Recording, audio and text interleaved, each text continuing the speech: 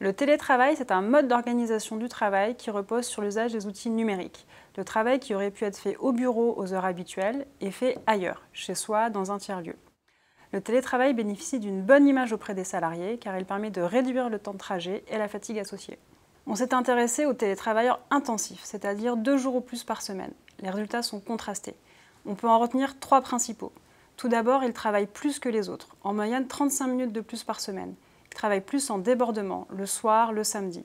Le risque pour eux est une désynchronisation des horaires par rapport au reste de l'équipe. Deuxième point, ils font état d'un sentiment d'isolement.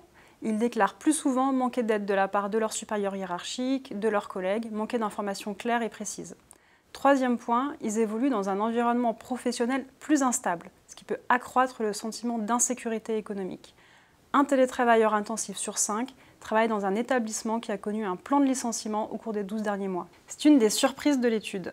Tout d'abord, un télétravailleur sur 10 est en situation de handicap, contre 1 sur 20 parmi les non-télétravailleurs. Pour eux, le télétravail peut permettre une adaptation de poste.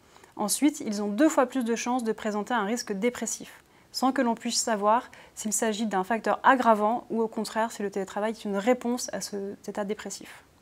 Les télétravailleurs ne semblent pas bénéficier d'une meilleure conciliation vie professionnelle-vie privée que les non-télétravailleurs. Ils sont tout autant satisfaits de leur travail que les non-télétravailleurs, ni plus ni moins. Au final, il semblerait que les avantages du télétravail soient compensés par une moins bonne santé et des conditions de travail plus défavorables.